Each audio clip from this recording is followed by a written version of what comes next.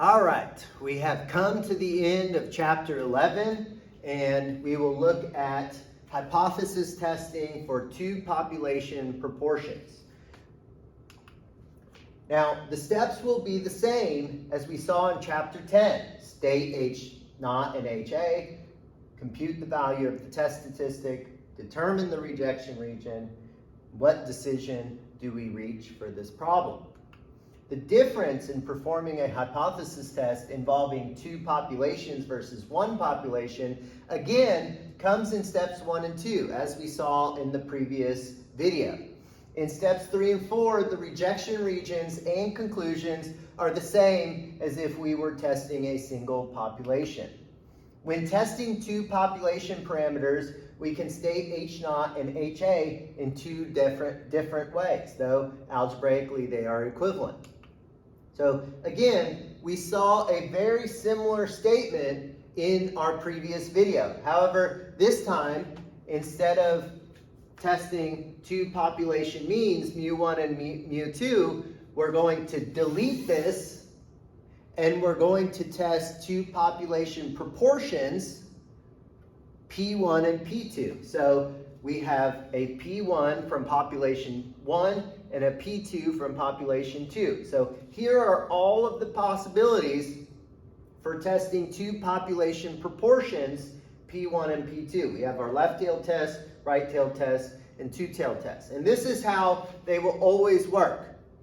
Now, the fine print, as you may have noticed from the previous video, most of the time when we're working the problem, it's easier to write the statement using one of these forms, because this is how the problem states it. However, when we look at the formula on our exam 5 formula sheet, we have a formula involving the difference of parameters. So in our previous video, we saw the difference of means, mu1 minus mu2. And so what we do is we use algebra to subtract our P2, and we get these three scenarios. So when we're writing our left-tailed, right-tailed, and two-tailed test, we want to always convert to this statement because we'll see these statements in our formula. Now, in general, it is not always the case that we write P1 equals P2 or P1 minus P2 equals 0. However, again, for the sake of simplifying things, in our class, this will always be the case. So we'll always have a 0 on the right-hand side here for our three different tests. And we saw this in our previous video with our population means.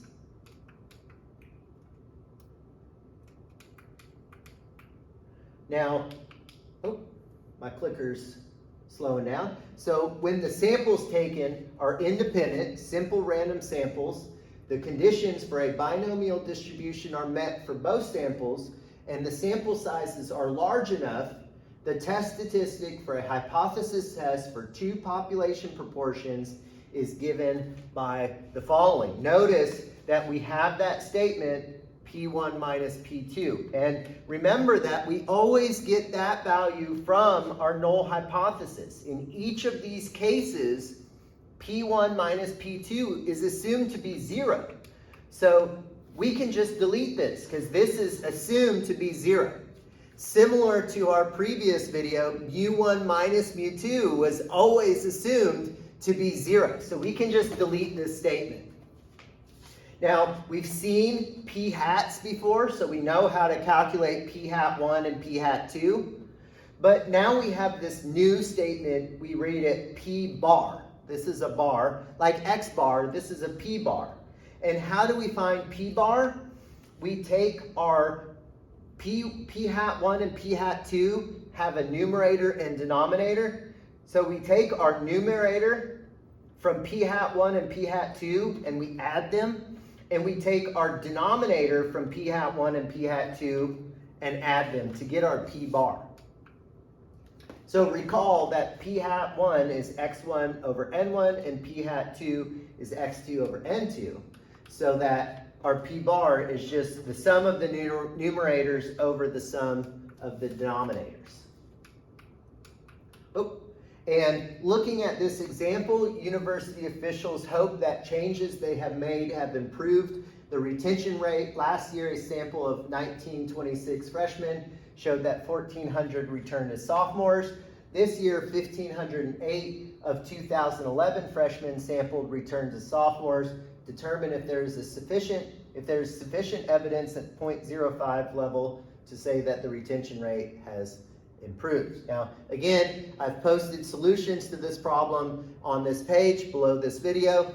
Please read through them. If you need more additional help on problems such as these, watch our homework solutions. I have posted in our module 11, posted below our homework. And if you're still struggling, again, post in our discussion board or send me an email. And then finally, this last example dealing with life vests, which I won't waste the time reading this problem, but please look over this solution, again, posted below this video on this page. Work through it, convince yourself. Again, the key, just as we saw in the previous video, the key to these problems is just remembering the look of our different tests, our left-tailed test, right-tailed test, and two-tailed test.